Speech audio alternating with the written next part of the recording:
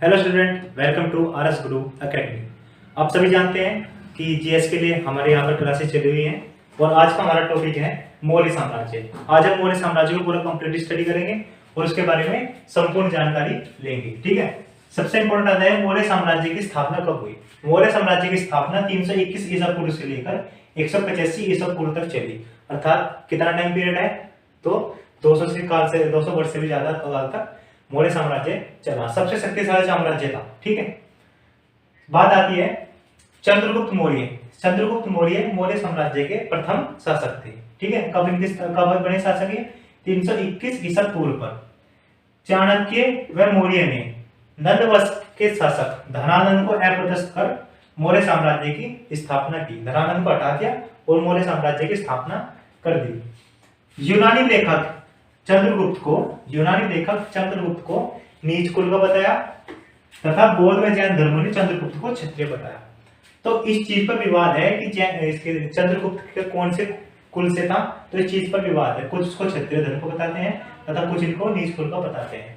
परंतु अगर हम कहानी के पेज पर जाएं तो जो चाणक्य थे, यानी कि चाणक्य ने इनको एक खेलते हुए, ठीक है, एक गिल्ली डंडा टाइप खेल था, उनको खेलते हुए देखा तथा यह निश्चय किया कि इस बालक को बड़ा होकर मैं एक राजा यानी कि भारत का राजा घोषित करूंगा। ठीक है, बहुत इंपॉर्टेंट बात आती है चंद्रगुप्त मौर्य व सेल्यूकस निकोटर। अब बात आती है सेल्यूकस निकोटर कौन था। सेल्यूकस निकोटर यूनान साम्राज्य का राज्यपाल था। ठीक है, यूनान साम्राज्य का राज्यपाल था। तो चंद्रगुप्त मौर्य ने सेल्यूकस निकोटर की बहन से विवाह किया। ठीक है, चंद्रगुप्त मौर्य ने उसकी बहन से विवाह किया तथा बहन से विवाह के बाद अफगानिस्तान राज्य दहेज के रूप में प्राप्त किया। तो अफगानिस्तान राज्य कैसे प्राप्त किया, तो वो शादी करके प्राप्त किया। पहले राजा या तो युद्ध से क्षेत्र का विस्तार करते थे या शादी विवाह करके क्षेत्र का विस्तार करते थे। अब इस बात की पुष्टि कहां पर हुई है, यहां पर आता है एपिनियस, एक शिलालेख है। एपिनियस शिलालेख में जो हमें साक्ष्य प्राप्त हुए हैं उससे प्राप्त होता है, पता लगता है कि सेल्यूकस निकोटर ने अफगानिस्तान चंद्रगुप्त को दिया तथा चंद्रगुप्त ने 500 हाथी गिफ्ट के तौर पर किसको दिए? सेल्यूकस निकोटर को दिए। तो एपिनियस शिलालेख से ये बात प्राप्त होती है। आपसे एपिनियस शिलालेख के बारे में पूछ सकता है। ठीक है, इसके साथ साथ सेल्यूकस निकोटर ने मैगस्थनीज एक बहुत ही महान दार्शनिक थे तथा लेखक थे। तो ये मैगस्थनीज चंद्रगुप्त मौर्य के दरबार में किसने भेजे? सेल्यूकस निकोटर ने चंद्रगुप्त मौर्य के दरबार में मैगस्थनीज भेजे। फिर मैगस्थनीज ने रचना की। ठीक है, इसके बाद उसके बारे में हम आगे चर्चा करेंगे। ठीक है, फिर एक बात आती है जल संसाधन के रूप में, यानी कि जल संसाधन के रूप में एक झील थी, उसका नाम क्या था? सुदर्शन झील। सुदर्शन झील का निर्माण गुजरात में चंद्रगुप्त मौर्य ने कराया। ठीक है, और बाद में इसकी मरम्मत किसने कराई? इसकी मरम्मत कराई अशोक ने। तथा इस झील में इंपॉर्टेंस क्या है? इस झील में इंपॉर्टेंस ये है कि इस झील के साक्ष्य हमें जूनागढ़ लेख से प्राप्त होते हैं, जूनागढ़ अभिलेख से। और जूनागढ़ अभिलेख संस्कृत में लिखा हुआ था। तो जो जूनागढ़ अभिलेख है संस्कृत के लिखे हुए सबसे पुराने साक्ष्यों में से एक माना जाता है।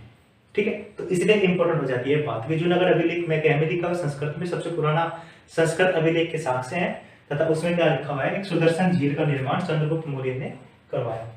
ठीक है, फिर उसके बाद क्या हुआ? चंद्रगुप्त मौर्य अपना सिंहासन अपने पुत्र को, यानी उनके पुत्र का नाम क्या था? सिंहसेन, अपने पुत्र सिंहसेन को दिया तथा फिर वे क्या बन गए? वे जैन भिक्षु बने। ठीक है, उसके बाद वे जैन भिक्षु बने, मतलब सब राजपाट त्याग कर एक जैन भिक्षु बने। और कहां पर चले गए? चंद्रगिरी पर्वत। चंद्रगिरी पर्वत, यहाँ पे आपसे इंपॉर्टेंट क्वेश्चन पूछा जाएगा कि चंद्रगिरी पर्वत कहाँ है? कर्नाटक में। ठीक है, चंद्रगिरी पर्वत कर्नाटक में है। और ये भद्रबाहु, उनके शिक्षक कौन थे? जैन शिक्षक कौन थे? भद्रबाहु। और भद्रबाहु जैन शिक्षक में कौन से संप्रदाय से आते थे? दो संप्रदाय पढ़े थे जैन धर्म में। ठीक है, हीनयान, महायान। तो आपको यह बताना है कि जैन भद्रबाहु किस साम्राज्य से यानी किस संप्रदाय से रिलेटेड करते थे। ठीक है, ओके स्टूडेंट, अब हम नजर डालते हैं कुछ चाणक्य के ऊपर। देखिए, चाणक्य एक बहुत ही महान ब्राह्मण थे। ठीक है, इनके बारे में जितने भी चर्चा की जाए उतना कम है। ठीक है, एक महान ब्राह्मणों में से गिने जाते हैं, परंतु एग्जाम प्रोस्पेक्टिव से हम सिर्फ उनकी चर्चा एग्जाम प्रोस्पेक्टिव से करेंगे। अगर आपको चाणक्य के बारे में और कुछ जान चाहिए, वीडियो चाहिए तो आप कमेंट सेक्शन में बता सकते हैं, हम उसके लिए एक अलग वीडियो बना सकते हैं। परंतु दिल्ली पर्सपेक्टिव के हिसाब से चाणक्य का आपसे सबसे पहले नाम पूछा जाएगा। चाणक्य के नाम पर कौटिल्य भी आ सकता है या विष्णुगुप्त भी आ सकता है। और मैं आपको बता दूं, इसके क्वेश्चन आए हैं, पूछा गया है कि विष्णुगुप्त कौन थे, तो चाणक्य को भी विष्णुगुप्त कहा जाता है और कौटिल्य का नाम भी विष्णुगुप्त से है। ये एक ब्राह्मण थे, ब्राह्मण का मतलब ये एक शिक्षक थे, ठीक है। तक्षशिला विद्यालय बहुत ही मशहूर विश्वविद्यालय था। कहाँ पे था ये? पाकिस्तान के अंदर, जो आज फिलहाल लोकेशन है पाकिस्तान के अंदर है। तो तक्षशिला विश्वविद्यालय के अंदर शिक्षक थे। शिक्षक किसके थे? राजनीति शास्त्र के, ठीक है। तो विश्वविद्यालय में, जो विश्वविद्यालय कहाँ पे था? ये सिंधु व झेलम नदी के बीच में विश्वविद्यालय पड़ता है। इनकी एक बहुत ही महान पुस्तक आई, उस पुस्तक का नाम था अर्थशास्त्र। अर्थशास्त्र के अंदर किस चीज के बारे में बताया गया? राजनीति। राजनीति, किस राजनीति को?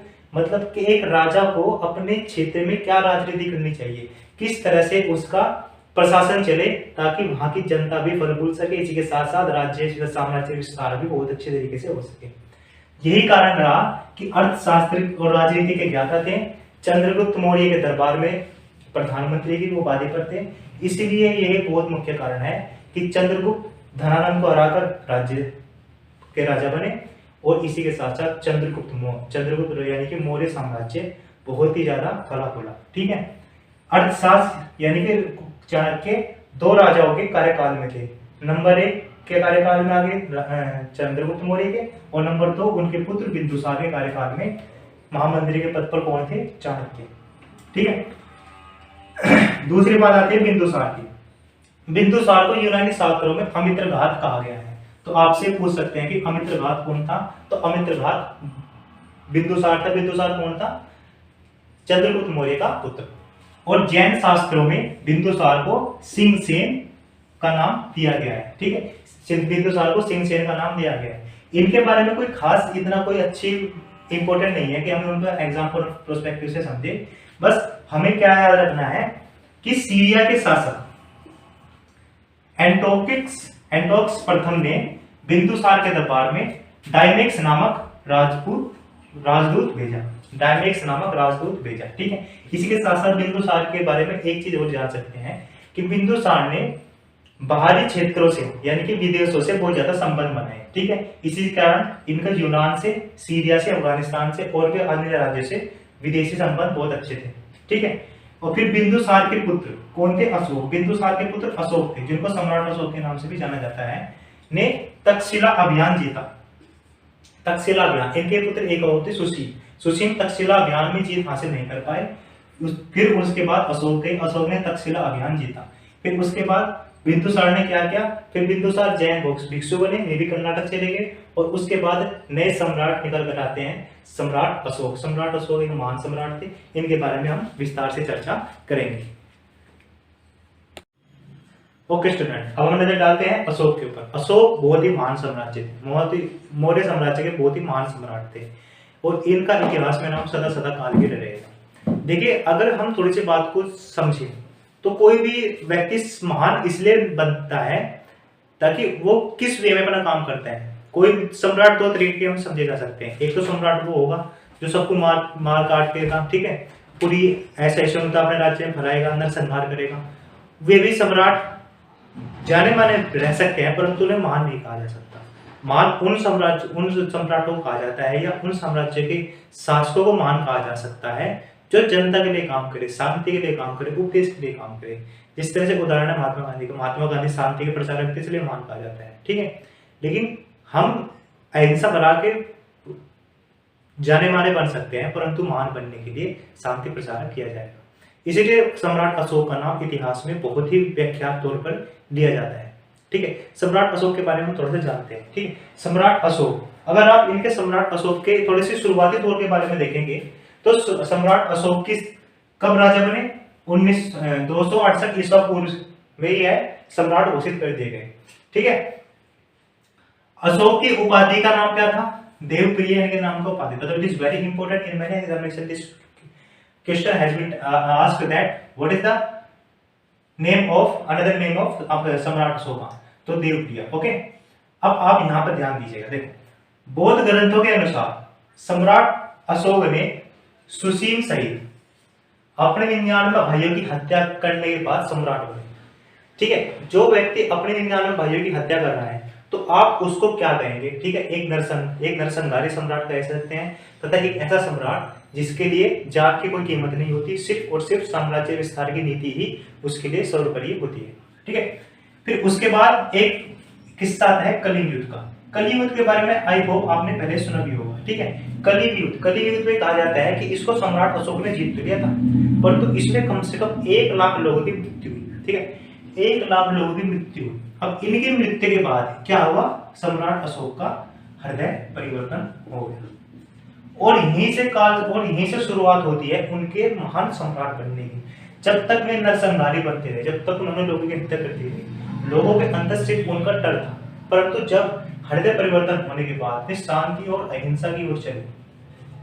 कहां पर? शांति और अहिंसा की ओर चले, तो वे एक महान सम्राट के तौर पर उनकी उपाधि हासिल की गई। ठीक है, बौद्ध धर्म के रिलेटेड थे। बौद्ध धर्म से इन्होंने अहिंसा का प्रचार किया, ठीक है, शांति का प्रचार किया, तथा देश विदेश में अपने शांति का प्रचार तथा बौद्ध धर्म को फैलाया। ठीक है, बौद्ध धर्म का प्रसार किया। ठीक है, तो एक ऐसे सम्राट जो एक बहुत बड़े साम्राज्य के सम्राट हो और वे शांति का उपदेश दे रहे हो, जब एक बहुत बड़ा साम्राज्य का सम्राट शांति का उपदेश देता है तो उसका मैसेज बहुत दूर दूर तक जाता है, शांति का मैसेज बहुत दूर दूर तक जाता है। इसी कारण इनको महान सम्राट बताया गया। ठीक है, आगे चलते हैं। ठीक है, देखिए अशोक ने बौद्ध धर्म की शिक्षा अशोक ने किससे प्राप्त की? तो बौद्ध भिक्षु थे, क्या नाम था उनका? उपगुप्त से उन्होंने बौद्ध धर्म की शिक्षा प्राप्त की। ठीक है, फिर एक बहुत ही इंपॉर्टेंट लाइन यहाँ पर आती है, आप इस लाइन को बहुत ध्यान से देखिएगा कि श्रीलंका में धर्म प्रसार के लिए, ठीक है, श्रीलंका में बौद्ध धर्म प्रसार के लिए उन्होंने अपने पुत्र व पुत्री को भेजा। ठीक है, किनको भेजा? पुत्र व पुत्री को, और उनके नाम बहुत इंपॉर्टेंट है। ठीक है, पुत्र का नाम क्या था? महेंद्र, और लड़की का नाम यानी कि उनकी पुत्री का नाम क्या था? संघमित्र और वह महेंद्र अपने पुत्र और पुत्री को श्रीलंका में बौद्ध धर्म के प्रसार के लिए भेजा। पोस्ट एग्जाम में ये बात पूछी गई है। ठीक है, तो आप याद रखिएगा। फिर बात आती है कि जो श्रीनगर है, श्रीनगर है जम्मू कश्मीर है, श्रीनगर की स्थापना सम्राट अशोक ने की थी। ठीक है, श्रीनगर की स्थापना किसने की थी? सम्राट अशोक ने। ठीक है, सम्राट अशोक ने और क्या किया? अशोक ने सांची का स्तूप, ठीक है, जो सांची का स्तूप है, कहां पर है? मध्य प्रदेश के अंदर, इसका निर्माण कराया, और सांची का स्तूप आज यूनेस्को की वर्ल्ड हेरिटेज साइट का हिस्सा है। ठीक है, चलिए हम इनके बारे में थोड़ा सा आगे और चर्चा करते हैं। ओके, अब नजर डालते हैं अशोक की धम्म नीति पर। देखिए धम्म नीति क्या थी? इन्होंने अशोक ने अपनी धम्म नीति का प्रचार किया। तो धम्म की नीति क्या थी? धम्म का मतलब होता है धर्म, यानी कि उनकी धर्म की एक नीति थी। ठीक है, अब बात करते हैं। देखिए धम्म की नीति उस समय कई संप्रदायों के साम्राज्य के आचार और प्रचार की नीति थी। ठीक है, जो वहां के राजा थे, उस वक्त के जो राजा थे, उनके आचार और प्रचार की नीति थी। उनका आचार कैसा होता था, यानी कि उनका बिहेवियर कैसा होता था, और प्रचार, वे उसका प्रचार कैसे करते थे, वो नीति थी। ठीक है, अशोक की धम्म की नीति कर्म कांड में मूर्ति पूजा की आवश्यकता नहीं थी। ठीक है, उनकी धर्म की नीति मुख्यतः बौद्ध धर्म से रिलेटेड थी। तो बौद्ध धर्म में क्या था कि कर्मकांड और पूजा का कोई मतलब जो वैदिक सभ्यता से पूजा होती थी, मूर्ति पूजा होती थी, उसका कोई बोलबाला नहीं था। ठीक है, वे क्या कहते थे? वे कहते थे कि अपने आप की आत्मा को देखो। ठीक है, बौद्ध धर्म से रिलेटेड क्या है? अगर आप बौद्ध धर्म को 2 शब्दों में समझना चाहें तो बौद्ध धर्म क्या कहता है कि अगर आपको ब्रह्मांड को समझना है तो पूरा ब्रह्मांड आपके अंदर है। अगर आप खुद की आत्मा को, खुद को समझ सकते हो तो आप ब्रह्मांड को समझ सकते हो। इसके साथ साथ उन्होंने ध्वनि को भी बात की। ध्वनि क्या कहती है कि ध्वनि एक ऐसा यंत्र है, एक ऐसी प्रणाली है कि आप इसको ब्रह्मांड के एक छोर से दूसरे छोर तक भी ले जा सकते हो। तो इसलिए उन्होंने कहा कि अपनी ध्वनि का प्रयोग बहुत ही अच्छे तरीके से करना चाहिए कि आपकी ध्वनि ब्रह्मांड के एक पॉइंट से दूसरे छोर तक जाती है। तो ठीक है, तो इन्होंने धर्म की नीति बौद्ध धर्म से रिलेटेड थी। ठीक है, और मुख्यतः अब इस पॉइंट आता है कि इस नीति का उद्देश्य विशाल साम्राज्य की स्थिरता को बनाए रखना था। ठीक है, जो सम्राट का विशाल साम्राज्य था उसमें कैसे स्थिरता है, स्थिरता कैसे आएगी? साम्राज्य की स्थिरता खराब होती थी या प्रॉब्लम आती थी किस तरह से? अगर साम्राज्य के अंदर किसी भी तरह का विद्रोह हो जाए, ठीक है, वहां की पॉपुलेशन विद्रोह उठाना शुरू कर दे, या राज्य के अंदर या राज्य परिवार के अंदर क्या होता था, पहले पितृहंत होता था, ठीक है, पिता पुत्र पिता की हत्या करके राजा बन जाता था। तो धम्म की नीति ने इस तरह का प्रचार किया कि आप अपनी तृष्णा को समाप्त करें, आप अपनी इच्छाओं को समाप्त करें, आप अपने लालच को समाप्त करें, तथा जो आपके साथ है, जो आपके पास है, उसका यूज शांति और अहिंसा को फैलाने में कीजिए, ठीक है। तो इसलिए विशाल साम्राज्य की स्थिरता इसलिए आती है, इसलिए सम्राट अशोक का साम्राज्य बहुत विशाल हुआ, क्योंकि उसके साम्राज्य के अंदर शांति और अहिंसा का प्रचार किया गया। लोग शांति अहिंसा से जुड़े, लोगों ने बौद्ध धर्म को अपनाया, और जो व्यक्ति बौद्ध धर्म को अपनाता है वो अपनी इच्छाओं को समाप्त करने की ओर चलता है, और जो व्यक्ति इच्छाओं को समाप्त करने की ओर चलता है तो उस एरिया का राज्य या उस एरिया का साम्राज्य विस्तार होगा, ठीक है।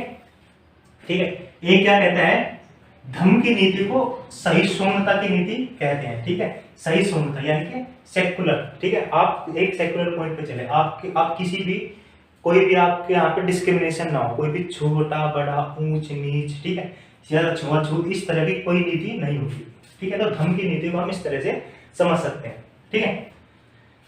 ओके, अब यहाँ पर पॉइंट आता है बहुत इंपॉर्टेंट, आपके एग्जाम में पूछने वाला, ठीक है।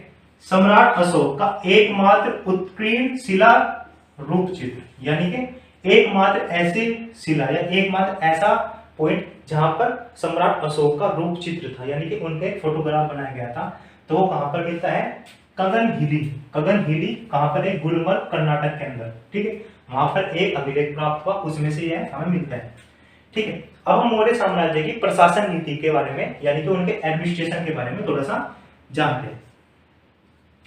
भारत की प्रथम केंद्रीकृत प्रणाली थी, ठीक है। प्रथम केंद्रीकृत प्रणाली, केंद्रीकृत प्रणाली का मतलब होता है एक केंद्र होता है, एक सेंटर होता है, सेंट्रल कंट्रोल पूरे एरिया में होता है। जैसे कि आज भारत है, भारत के अंदर क्या है, संसद है, संसद यानी कि केंद्र सरकार, केंद्र सरकार का कंट्रोल पूरे भारत के अंदर आता है, तथा उसके अंदर अलग अलग स्वायत्त सरकार भी आती है।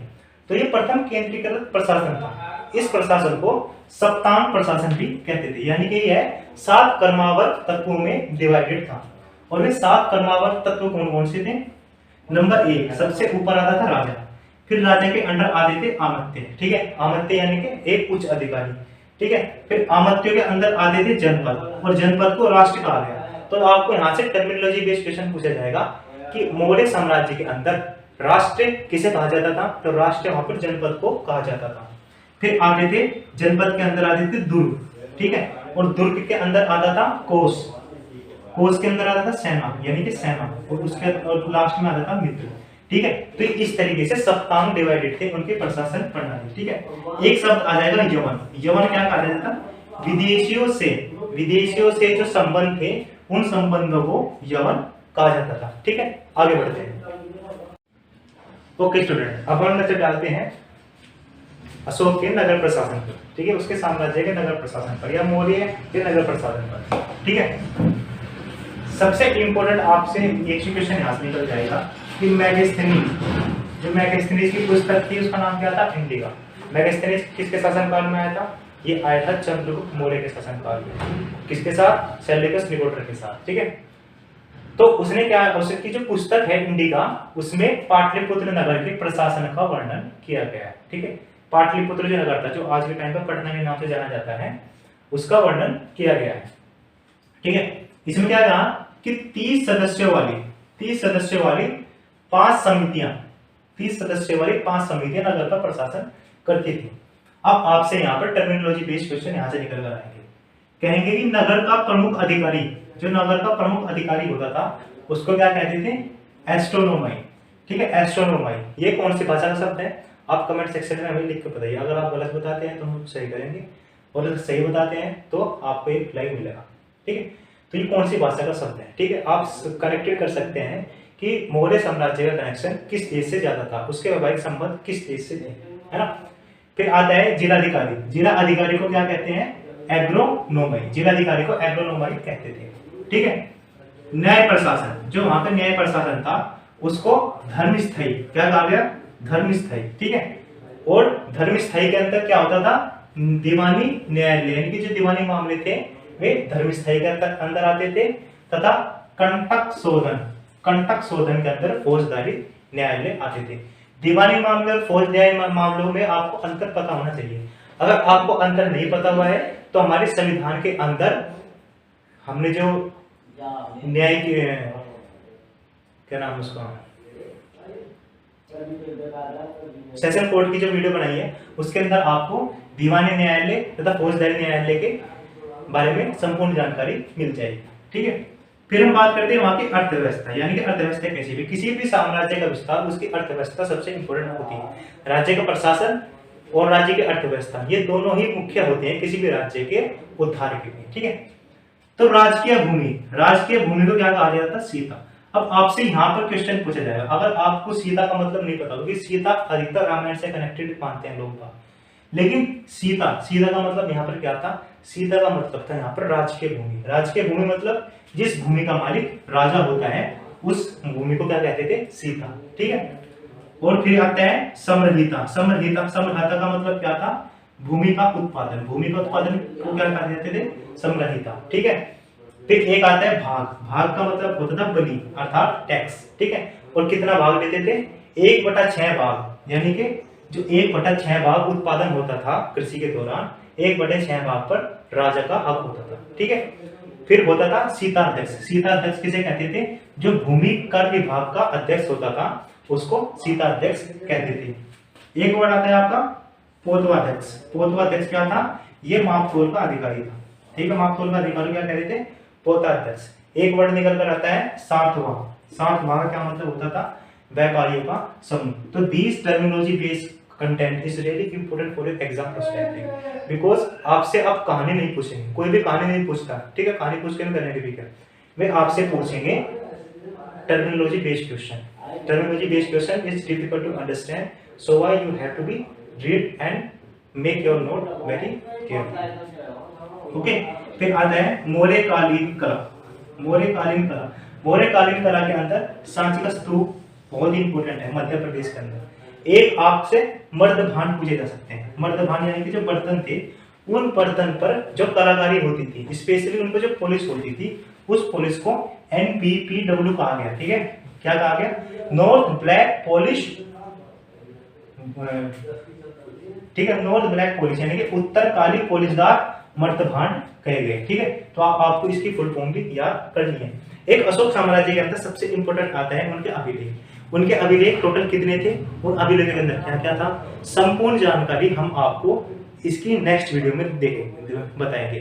तो please be connected on the next video. अगर आपने ये भाग देखा है, अगर आप सेकंड भाग नहीं देखते तो आपकी जानकारी अधूरी रहेगी, और अधूरी जानकारी हमेशा ही नुकसानदायक होती है। So please be connected with our next video, so you will get all the knowledge about Samrat Ashok and Maurya administrations. Okay, so please be connected with us, as well as if you like the video, please do like the button, and if you have any doubt, then go watch the video again, and if you still have doubt, then you have comment section.